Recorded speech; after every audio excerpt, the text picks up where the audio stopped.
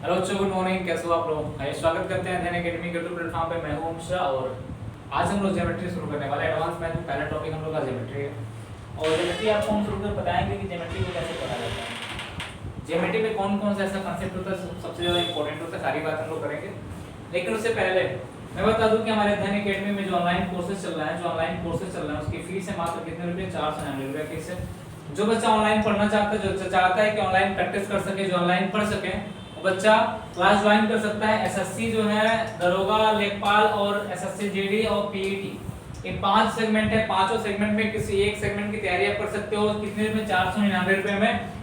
यानी ऑनलाइन ये क्लासेस है। ऑफलाइन क्लासेस बहुत जल्दी खुलने वाली है, बहुत जल्दी हम लोग की मुलाकात होने वाली है। वर्चुअली रूप से तो मुलाकात हम लोग की हो रही है, लेकिन हम लोग की मुलाकात फेस टू फेस होने वाली है आने वाले समय में। जो बच्चा ऑफलाइन पढ़ा हुआ है हमसे या अध्ययन एकेडमी पढ़ा हुआ है, अध्ययन एकेडमी परिवार से जुड़ा हुआ है, वो बच्चा आ सकता है और अपने साथ 2-4-5 मित्रों को भी ला सकता है और लाइव पढ़े और एंजॉय करें। और ऑनलाइन क्लास चलती रहेगी। ऑनलाइन जो क्लासेस हैं हमारी चलती रहेंगी, इसमें कोई बदलाव नहीं होगा। यानी सारी क्लासेस, हो सकता है टाइमिंग में थोड़ी चेंजिंग हो जाए, जो भी हो, लेकिन ऑनलाइन क्लासेस सारी चलती रहेंगी आपके। और जितने भी प्रैक्टिस सेशन उसको किया जाएगा। ये 499 रुपये फीस है। अब आपको पे कहाँ करना है भाई? बच्चों का है ना कि सर पे कहाँ करेंगे, तो भाई पे कहाँ करोगे, ध्यान देना। ये 499 आप गूगल पे कर सकते हो, फोन पे कर सकते हो, भीम पे कर सकते हो, पेटीएम कर सकते हो। नंबर है 8299643920। ये नंबर, इस नंबर पे आप क्या कर सकते हो? गूगल पे कर सकते हो, फोन पे कर सकते हो, पेटीएम कर सकते हो। और आपको लगता है कि आप नहीं कर पाते हो कि साइबर कैफे में चले जाना, उससे करा लेना। और जो करोगे ना, उसका जो स्क्रीनशॉट होगा इस नंबर पे देना, 9935585771। इस नंबर पे आप उसका स्क्रीनशॉट तक दे देना, जिससे कि आपका एडमिशन कहाँ होगा, कैसे आपकी क्लासेस चलेंगी, सारी बातें आपको बता दीजिए। किस टेलीग्राम से आपको जुड़ना है, कहाँ आपको पीडीएफ मिलेगी। 499 की फीस है बस मेरे भाई। जो बच्चा नया है उसको बता दे रहा हूँ, फिर से बात बता रहा हूँ कि जो बच्चे हैं, जो भी देख रहे हैं, सब लोग लाइक शेयर सपोर्ट करते रहिए। आपके सपोर्ट के बिना कुछ अधूरा, सब कुछ अधूरा है। यानी आपके सपोर्ट के बिना सब कुछ अधूरा है। आप सपोर्ट करेंगे, सब कुछ अच्छा होने वाला है। तो आज ये मैं ज्यादा बात इस पर नहीं करूंगा, क्योंकि ज्योमेट्री शुरू करने वाले हैं, तो ज्योमेट्री में थोड़ा सा हम लोग काम करेंगे। हम लोग ज्योमेट्री पे यानी एडवांस मैथ में हम लोग काम करने वाले हैं। तो हमने कहा कि आज का टॉपिक हम लोग का है ज्योमेट्री। आज का टॉपिक मेरा क्या है भाई? ज्योमेट्री। यानी ज्योमेट्री आज पढ़ने वाला है। तो ज्योमेट्री हमारा जो है, ध्यान देना, ज्योमेट्री जो हमारा है, ज्योमेट्री इसको हम लोग कहते हैं ज्यामिति। ज्यामिति कहते हैं इसको। क्या कहते हैं? ज्यामिति कहते हैं। ज्योमेट्री में हम लोग को टॉपिक क्या क्या पढ़ना है मैं बता दूं आपको। लाइन और angle, line and angle. Angle पहला टॉपिक, यानी रेखा और कोण। रेखा और कोण पहला टॉपिक इसको पढ़ना है। रेखा और कोण, रेखा और कोण को इसको पढ़ना है। तो रेखा और कोण से, लाइन और एंगल पढ़ने से पहले आपको हम ज्योमेट्री के कुछ बारे में, कुछ ज्योमेट्री के आधारभूत के बारे में, कुछ ज्योमेट्री के जो क्वेश्चंस हमारे एग्जाम में आते हैं, हो सकता है जीएस के पेपर में ही पूछ लेता है कि फादर ऑफ ज्योमेट्री कौन है। इन टाइप के प्रश्नों को मैं आपसे बता दूं, उसके बाद से लाइन और एंगल पे हम लोग चलेंगे। तो मैं बता दूं कि सबसे पहले मेरे भाई, ज्योमेट्री जो शब्द है, ज्योमेट्री शब्द है, ज्योमेट्री शब्द जो है हमारा, दो शब्दों से मिलकर बना हुआ है। एक हमारा जीईओ है, एक हमारा क्या है? जीईओ। यानी अपने नाम ध्यान दिया, जीईओ। आई प्लस क्या है? मेट्रिक। क्या है भाई? मेट्रिक। यानी दोनों लैटिन भाषा यानी यूनानी भाषा से मिलकर बना हुआ है। यूनान में जो भाषा चलती है उसी भाषाओं से मिलकर बना हुआ है। जियो का मतलब होता है अर्थ। क्या होता है? अर्थ होता है। अर्थ मतलब अर्थ को कहते हैं हम लोग पृथ्वी। क्या बोलते हैं भाई? पृथ्वी, जिस पर हम लोग रहते हैं। मेट्रिक जो है मेजरमेंट, मेजरमेंट मतलब होता है मापन। क्या होता है? मापन। आप मेजरमेंट करते हो ना, ये होता है मापन। मेट्रिक का मतलब होता है मापन। यानी ज्योमेट्री जो बना है, ये जीओ का मतलब होता है, जीओ आपका लैटिन शब्द है जिससे हम लोग अर्थ से तुलना करते हैं, पृथ्वी से तुलना करते हैं। मेट्रिक जो शब्द है, ये मेट्रिक शब्द जो है मेजरमेंट से बना हुआ है।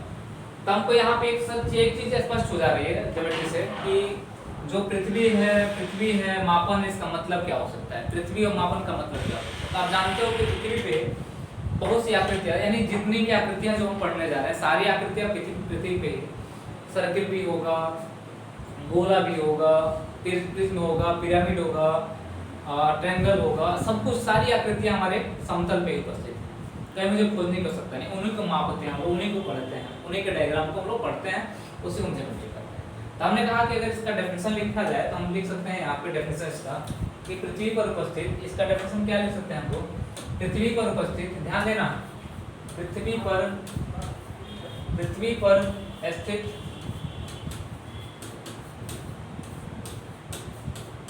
सभी आकृतियों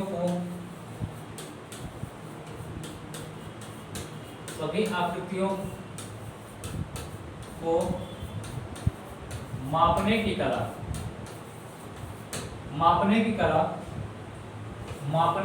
क्या कहलाती है, कला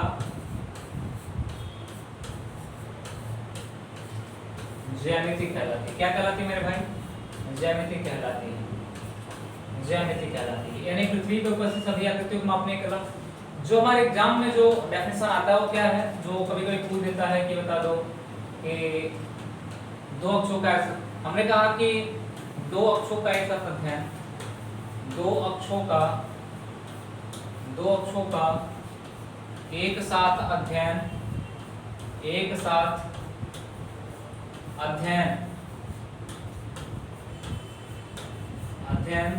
ज्यामिति कहलाता है। क्या कहलाता है, ज्यामिति कहलाता है। दो अक्षों का एक साथ अध्ययन क्या कहलाता है, ज्यामिति कहलाता है। यानी जब टू एक्सिस एक साथ हम पढ़ेंगे, जब टू डायमेंशन पढ़ेंगे, जब टू डायमेंशन की बात करेंगे तो क्या कहलाएगा, ज्यामिति। जब हम लोग केवल ऊंचाई और लंबाई चौड़ाई की बात करेंगे, जहाँ क्षेत्रफल की बात करेंगे तो ज्योमेट्री में आता है। यानी ज्योमेट्री जो होता है 2D 3D, जैसे मेंसुरेशन पढ़ते हैं 2D 3D, एक्चुअली मेंसुरेशन भी ज्योमेट्री का ही पार्ट होता है। मेंसुरेशन भी क्या होता है, ज्योमेट्री का एक अंग है, लेकिन थोड़ा सा हम 3D की बात करते हैं, उसको अलग नाम दे दिया गया मेंसुरेशन, क्षेत्रमिति नाम दे दिया गया है, और इसको ज्यामिति नाम दे दिया गया, बाकी और कुछ नहीं। अब क्या है कि फादर ऑफ ज्योमेट्री कौन है, तो फादर ऑफ ज्योमेट्री जो है, फादर ऑफ ज्योमेट्री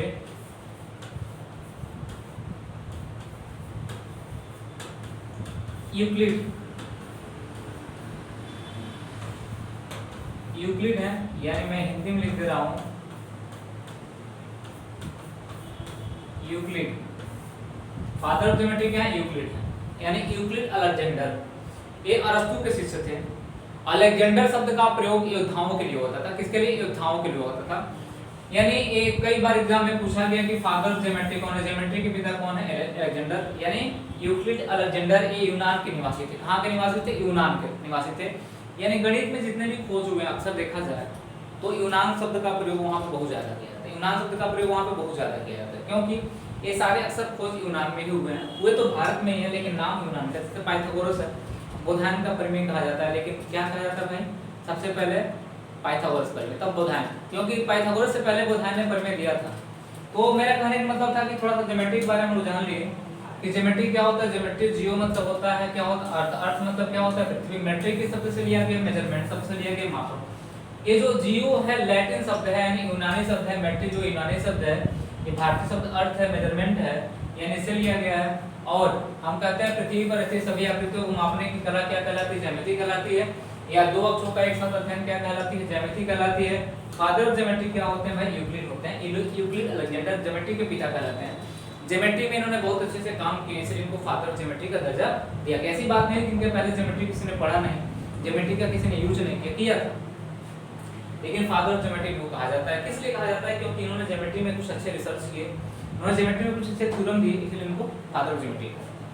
आ जाइए, इसके बाद हम बात करते हैं थोड़ा सा ज्योमेट्री रहा, लाइन और एंगल। पहला टॉपिक हमको लाइन और एंगल पढ़ना है। तो आप इंटर पढ़े होंगे तो आपने एक कणाभ दृश्य के बारे में सुना होगा। कणाभ दृश्य कि पूरे ब्रह्मांड का निर्माण एक छोटे से कण से हुआ है। आप ज्योग्राफी पढ़ते होंगे तो पढ़ते होंगे जॉर्ज लेमेंथियर को, बिग बैंग थ्योरी जो पढ़ते होंगे, उन्होंने कहा होगा कि पूरे ब्रह्मांड का निर्माण छोटे राई से हुआ।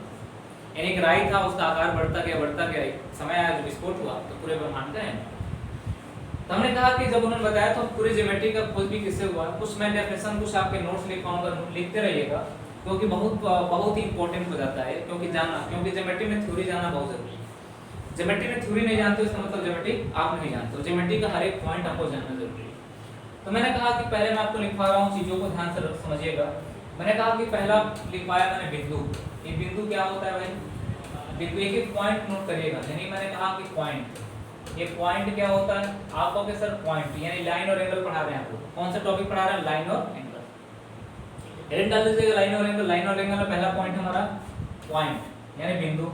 यानी कहा कि एक ऐसी ज्यामितीय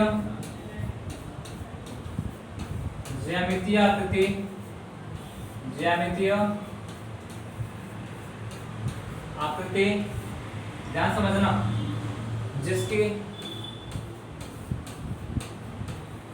जिसकी लंबाई और चौड़ाई लंबाई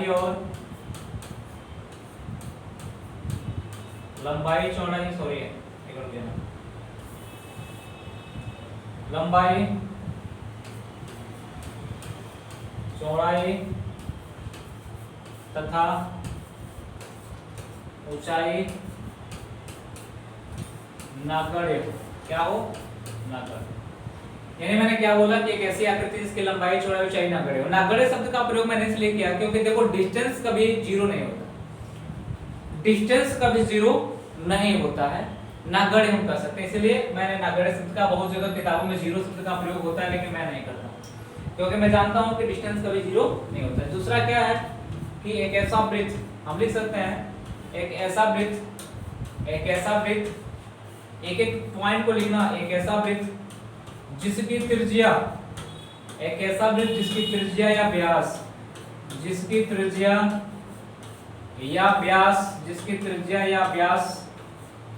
नगण्य हो। क्या हो?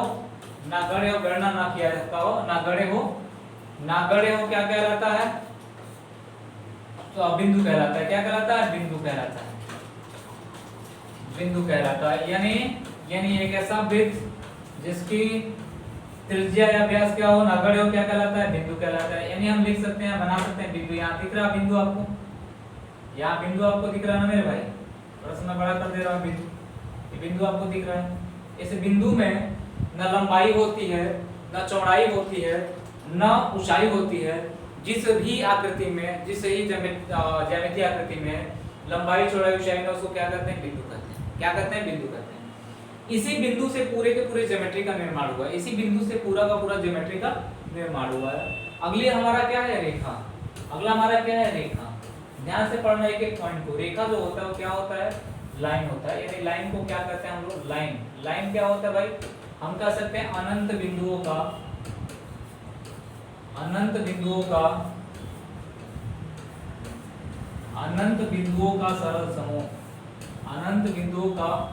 सरल समूह।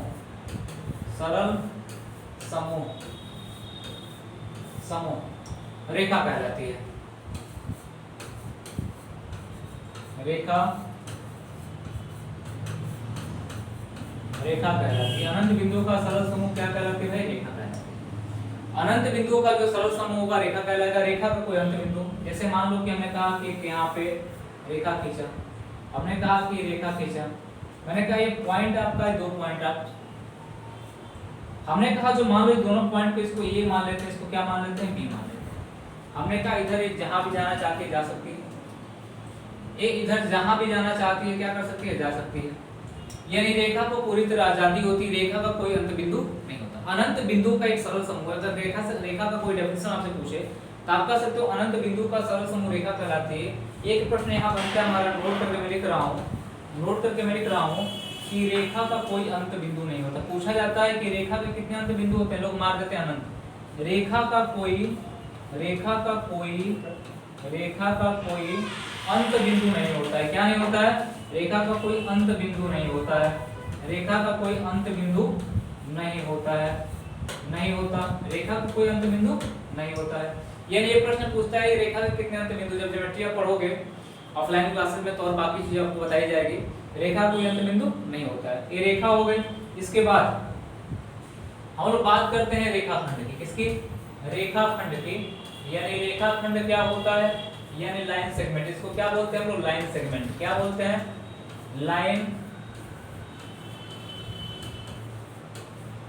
लाइन सेगमेंट बोलते हैं, रेखाखंड बोलते हैं। क्या बोलते हैं? लाइन सेगमेंट बोलते हैं, रेखाखंड बोलते हैं। हमने कहा जो लाइन सेगमेंट है क्या है मेरे भाई? लाइन सेगमेंट क्या है? एक ऐसी रेखा एक एक पॉइंट को नोट करते जाना। एक ऐसी रेखा जिसके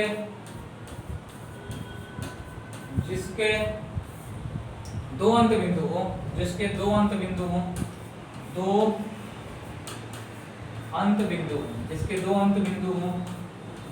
बिंदु हो क्या कहलाती है?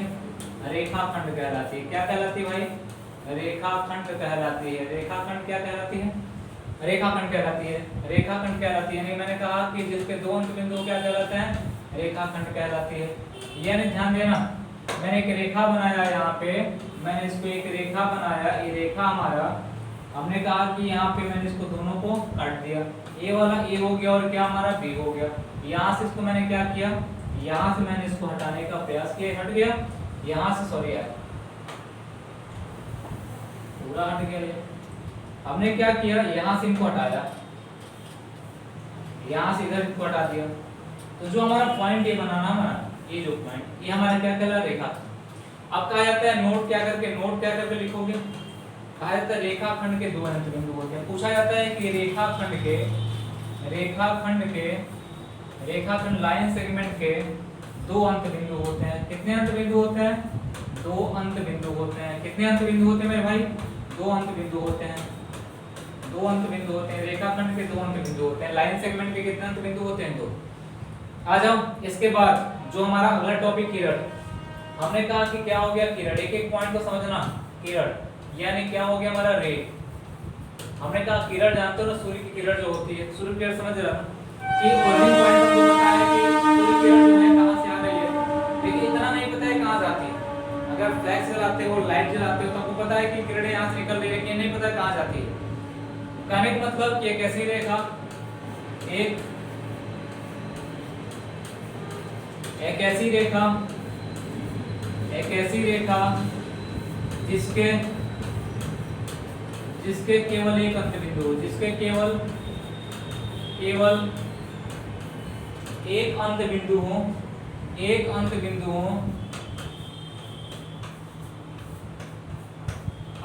हो, किरण कहलाती है। क्या कहलाती है? किरण कहलाती है। आपके घर वाली किरण नहीं, किरण कहलाती है। यानी एक ऐसी रेखा जिसके केवल एक अंत बिंदु किरण कहलाती है। आ जाओ फिगर बनाते हैं। हमने कहा ये फिगर हो गया हमारा भाई, ये वाला ओरिजिन पॉइंट हमको पता है, लेकिन ये नहीं पता है कि कहाँ जाएगी। ये नहीं पता है कि कहाँ जाएगी, ये जहाँ भी जाए, इसको आजादी है। एक ये हो गया, इसको हम यहाँ पे बी मान लेते हैं। हमने कहा कि किरण हो गई। पूछा जाता है, नोट करके लिखवा देना आप लोगों को, पूछा जाता है किरण के कितने अंत बिंदु होते हैं, तो आपको कहोगे किरण के एक अंत बिंदु होते हैं। एक अंत बिंदु होते हैं। कितने अंत बिंदु होते हैं? एक अंत बिंदु होते हैं। किरण के कितने अंत बिंदु होते हैं? एक अंत बिंदु होते हैं। ये आपको जानना बहुत जरूरी है। रेखा के कितने अंत बिंदु होते हैं? तो रेखा का कोई अंत बिंदु नहीं होता है। रेखाखंड के कितने अंत बिंदु होते हैं? रेखाखंड का कोई अंत बिंदु नहीं होता है। किरण के कितने अंत बिंदु होते हैं? किरण के एक अंत बिंदु होते हैं। हो गया ना। इसके बाद आ जाओ, ये हो गया रेखाखंड। उसके बाद हम बात करते हैं, थोड़ा सा अक्ष पे बात कर लेते हैं। अक्ष पे, ये अक्ष क्या होता है? अक्ष क्या होता है? अक्ष क्या होता है? एक्सिस। अक्ष जानते हो ना? अक्ष, इसका मतलब होता है कि मैंने कहा कि मान लो किसी बंदे से मैंने पूछा कि बताओ कि यहाँ से बनारस कितना, सॉरी मैंने पूछा कि इलाहाबाद कितना, दिल्ली कितना दूर है, तो बनारस बैठा व्यक्ति बनारस से बताएगा, दिल्ली बैठा व्यक्ति, कलकत्ता बैठा व्यक्ति कलकत्ता से दिल्ली की दूरी बताएगा, इलाहाबाद बैठा व्यक्ति इलाहाबाद से दिल्ली की दूरी बताएगा, फॉरेन कंट्री में बैठा व्यक्ति वहां से वहां बताएगा। इसका मतलब कोई अक्ष है ही नहीं, कोई अक्ष भी नहीं। यानी मेरा कहने का मतलब यह है कि अगर कोई बता दिया जाए कि बता दो कि प्रयागराज से दिल्ली कितना दूर है, तो कोई बैठा व्यक्ति कहीं भी बैठा हो बता देगा प्रयागराज से इतना दूर है। अगर ना हो तो गूगल पे सर्च करके बता देगा। यानी प्रयागराज क्या होगा, उसके लिए मानक रेखा का काम कर रही है। उस प्रयागराज को मानक मान के हम किसकी गणना किए हैं? दिल्ली की गणना किया, तो क्या कहलाएगी? अक्ष कहलाएगी। हमने कहा जब किसी रेखा को ध्यान देना, जब किसी रेखा को मानक मानकर, जब किसी रेखा को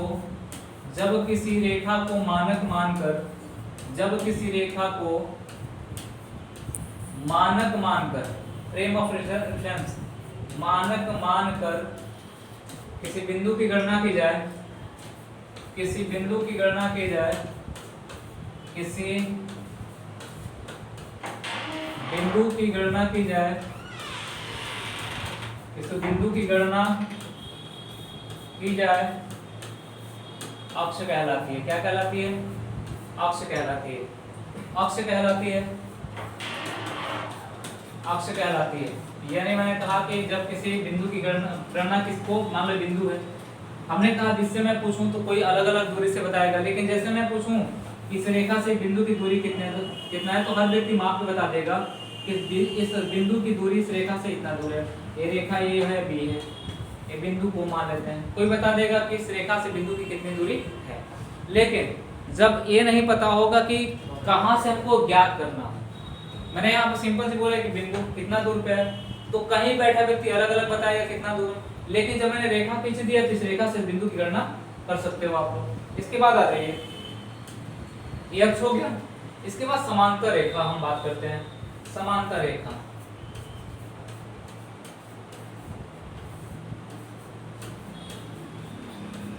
रेखा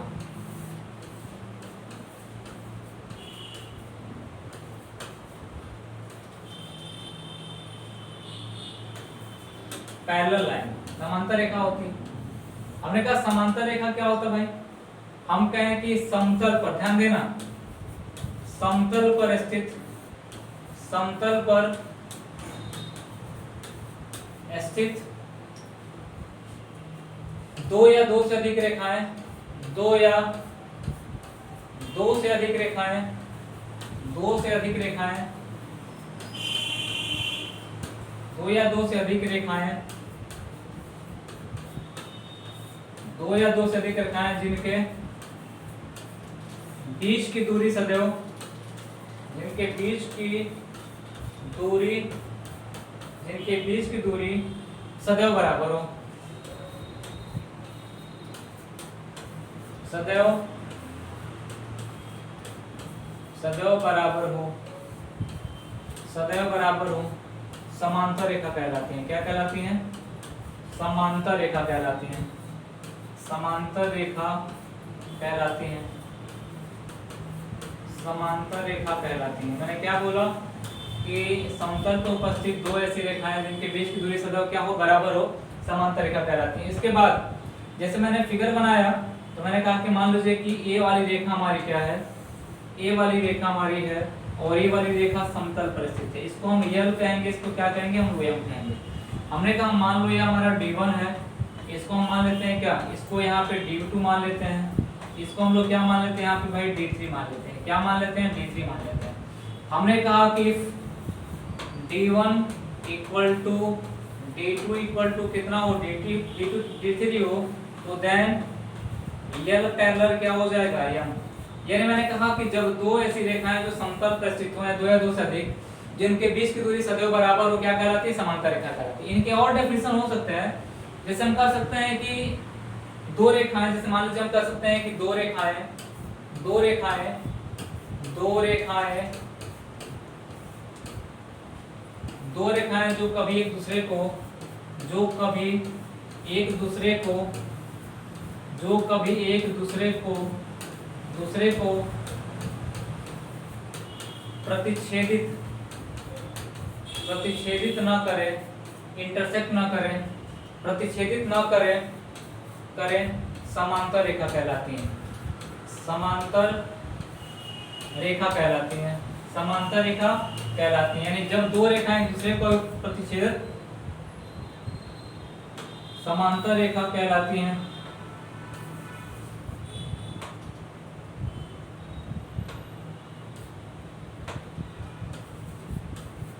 समांतर रेखा कहलाती है। ये वाला हो गया। और एक और डेफिनेशन जो हम लोग पढ़ते थे इंटर में, वो क्या था हम लोग का, हमने कहा दो रेखाएं, दो रेखाएं, दो रेखाएं जिनकी प्रवणताएं आपस में बराबर हो, जिनकी प्रवणताएं आपस में बराबर हो, आपस में बराबर हो, आपस में बराबर हो, समांतर रेखा कहलाती हैं। समांतर रेखा कहलाती हैं। समांतर रेखा कहलाती हैं। समांतर रेखा कहलाती हैं। यानी मैंने क्या बोला कि जब दो रेखाएं जिनके बीच की प्रवणताएं आपस में, ये जो प्रवणताएं है ना हम कोऑर्डिनेट ज्योमेट्री में आपको पढ़ाएंगे। इंटर में पढ़ते थे प्रवणता के बारे में फिजिक्स में। यहाँ पे हमने क्या बोला कि ये जो डेफिनेशन है कई बार एग्जाम में पूछा है कि जब दो रेखाओं की प्रवणताएं आपस में बराबर हो, रेखा क्या कहलाती है? वो रेखा हमेशा समांतर रेखा कहलाती है। जैसे कभी आपने सुना होगा कि मान लो दो नल है, यहाँ पे दो नल है। फिजिक्स में हमने पढ़ा, हमने कहा कि मान लो ये दो नल है, दोनों का क्या, इधर से अगर पानी यहाँ से क्या हो रही है, इधर पानी से अंदर अंदर जा रही है, एंट्री हो रहा है पानी का, जिस वेग से जा रहा है उसी वेग से अगर बाहर आए, इसका मतलब ये क्या है, इनकी प्रवणताएं आपस में क्या है, बराबर है। यानी यार V1 से जा रहा है और V1 से ही बाहर आ रहा है, इसका मतलब इन दोनों की प्रवणताएं आपस में क्या है, बराबर है। तो दो रेखाएं जिनके बीच की प्रवणताएं आपस में बराबर हो क्या कहलाती हैं, समांतर रेखा कहलाती हैं। आज अब इसके बाद हम लोग थोड़ा सा तिर्यक रेखा पढ़ लें।